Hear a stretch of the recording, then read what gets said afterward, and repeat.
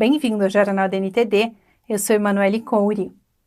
Cuba segue efervescente ao longo da semana, com manifestações em diversas cidades. John Soares é um destacado ativista de direitos humanos.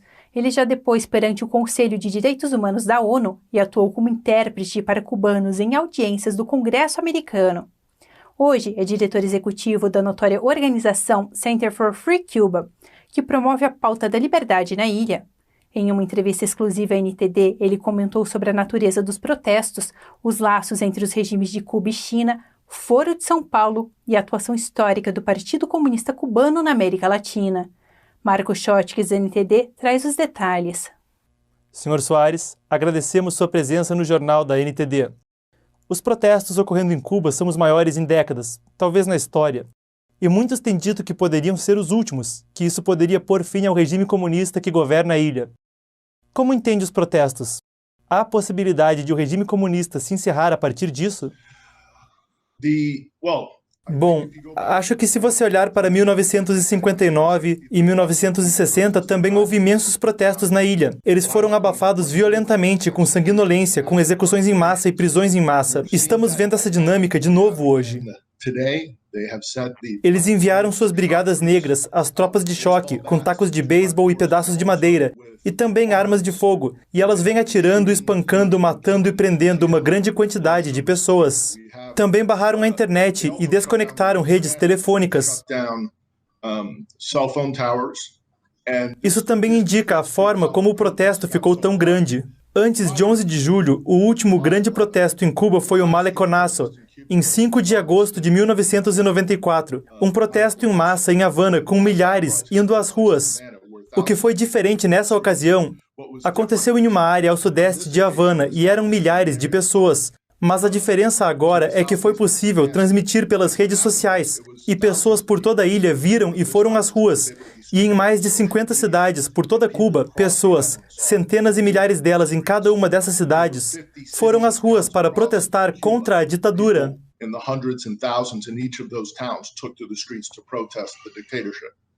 A questão é, qual foi o estopim dessa vez?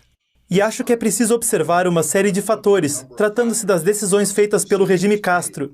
E digo regime Castro porque o Sr. Díaz-Canel... Bom, assim que a coisa ficou difícil, quem apareceu na mídia estatal para uma reunião de alto escalão foi Raul Castro, ontem.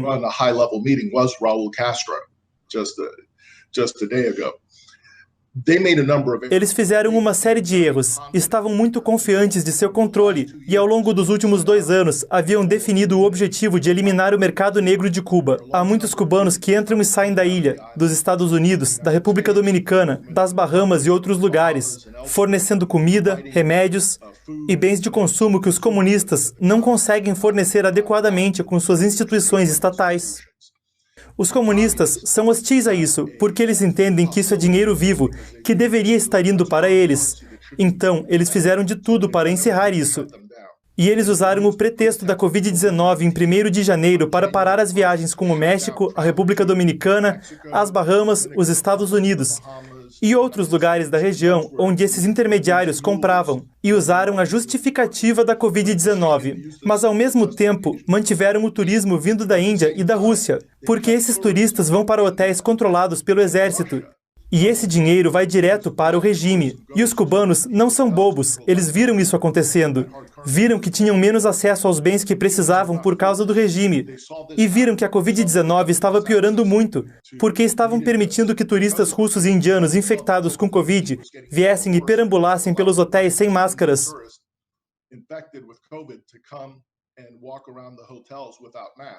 E muita gente estava morrendo, muita gente estava passando fome, a frustração cresceu e veio essa explosão. Bom, além, é claro, dos 62 anos da ditadura, que todo mundo detesta. E é por isso que os gritos não são de queremos comida, queremos vacinas para a Covid. Não, o grito é queremos liberdade. Foi isso que gritaram nas ruas, e um fim à ditadura, porque percebem que o principal obstáculo para o bem-estar do povo cubano É a ditadura cubana.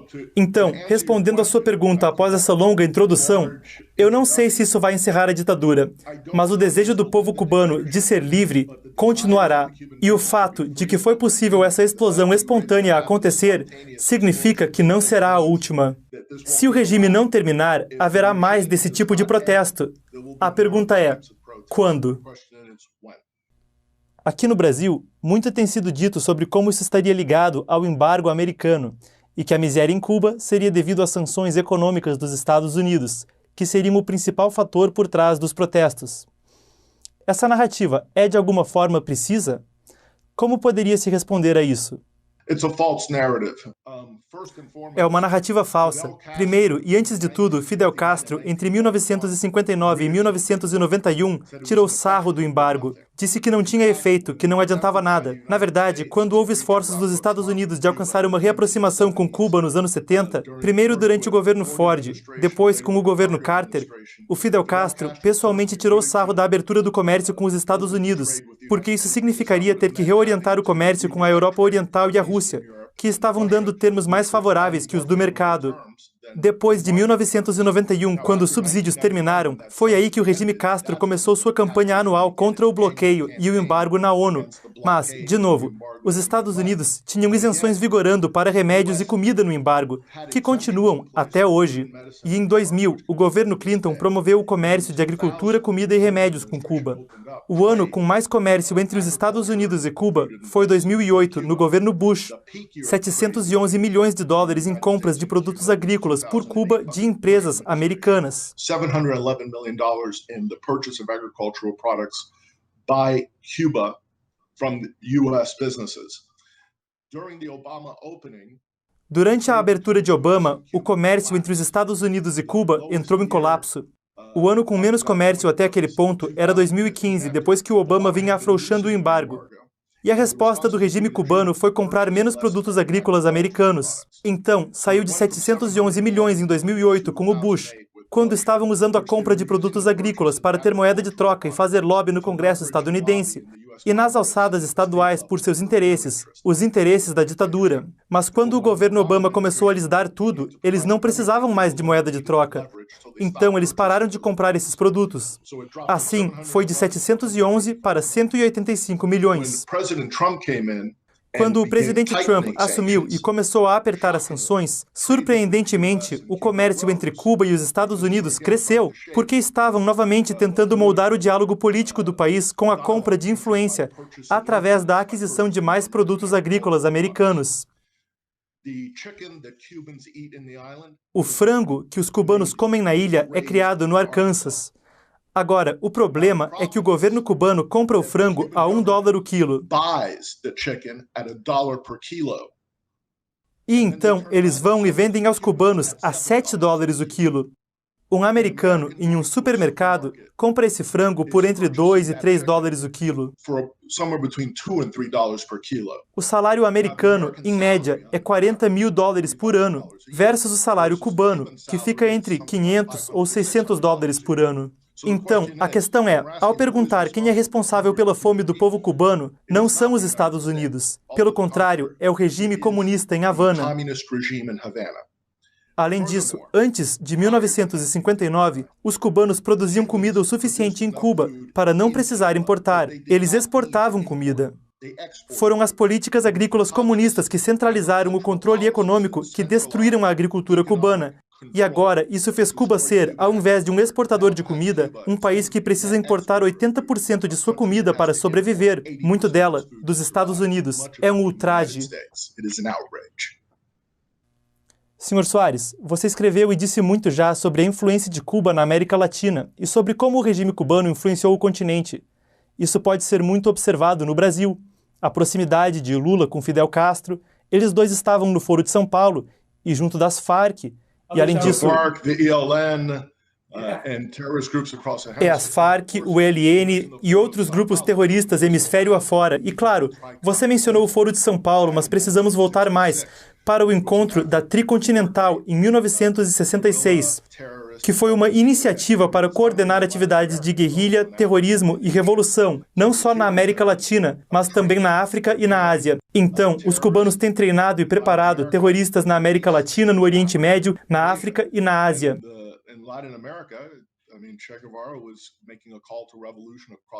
E a América Latina, quer dizer, Che Guevara estava convocando revolução por todo o continente para eliminar as classes altas e médias na grande revolução comunista. Os esforços para subverter governos da América Latina começaram literalmente em janeiro de 1959. Fidel Castro, já no início, estava enviando guerrilhas para países vizinhos, República Dominicana, Nicarágua, Venezuela. Quando Rómulo Betancourt, um social-democrata, e precisamos lembrar que a Venezuela, em 1959, era uma social-democracia liderada por Rómulo Betancourt, que simpatizava com Fidel Castro já havia 10 anos, quando Fidel estava se descrevendo como um democrata, não um comunista. Betancourt insistiu que Fidel Castro precisava ter eleições livres. E a resposta de Fidel Castro foi enviar guerrilhas armadas para derrubar o seu governo. E o Rómulo Betancourt, um grande social-democrata, acabou ajudando os Estados Unidos no embargo a Cuba em 1962, durante a crise dos mísseis de Cuba, porque ele entendia que Fidel Castro e seu regime eram inimigos patentes da democracia no hemisfério. E isso segue sendo verdade de 1959 até agora.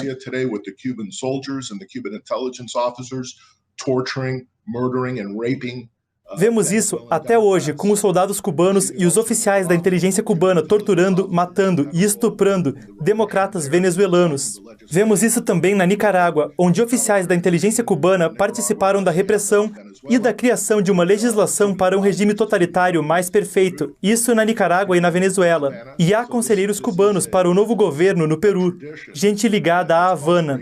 Então, essa é uma tradição que causou muito estrago na região e continua a causar. E é por isso que é tão importante para a América Latina que haja solidariedade com o povo e os democratas cubanos, para fechar esse capítulo dessa ditadura comunista que prejudicou tanto não só a Cuba, mas a todo o hemisfério. E daqui em diante, que impacto você entende que esses protestos terão na América Latina? Como entende que afetarão o continente? Acho que, concretamente, vai ajudar a América Latina no sentido de que os torturadores e os espiões agora operando na Venezuela e na Nicarágua e em outras partes da América Latina, muitos deles serão realocados em Havana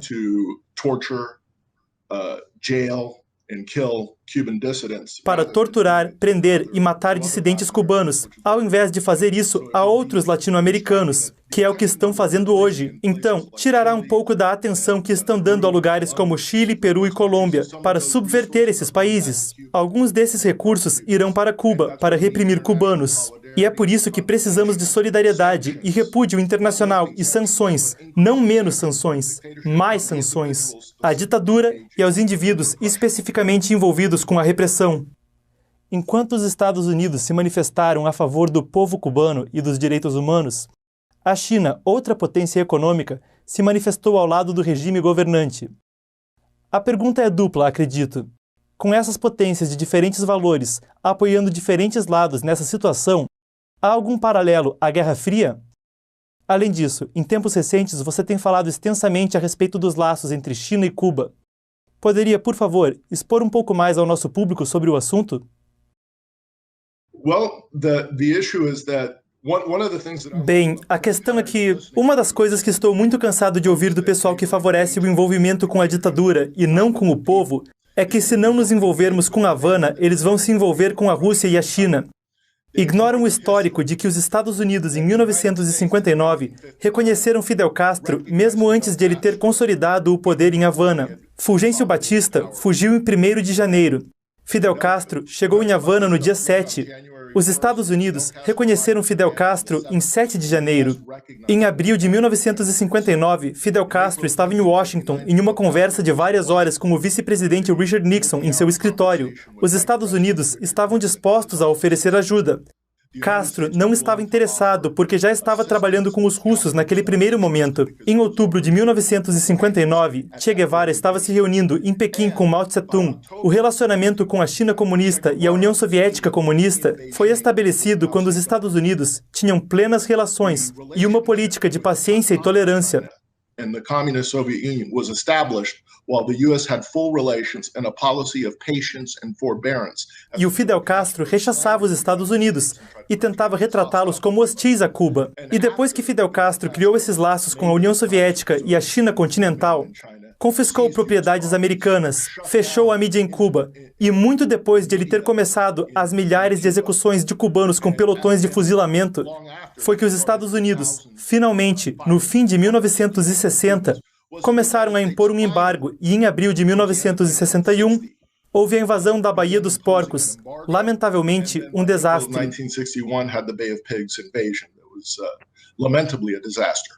Então, acho que essa relação com a União Soviética era muito forte até a era de Gorbachev. Quando Gorbachev começou a Perestroika e Glasnost e falou de reforma, os laços esfriaram, enquanto, com a China, as relações eram boas até a ruptura sino-soviética no início dos anos 60. Mas então, aqueceram de novo, precisamente porque os russos estavam ficando mais democráticos. E os chineses tiveram o massacre da Praça da Paz Celestial. Um dos poucos governos que se pronunciou em apoio ao massacre foi o governo cubano, em 1989.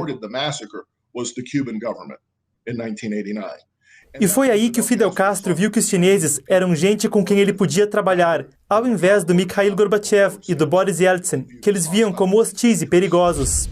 Isso é tudo por hoje no Jornal da NTD. Obrigada por assistir e até a próxima!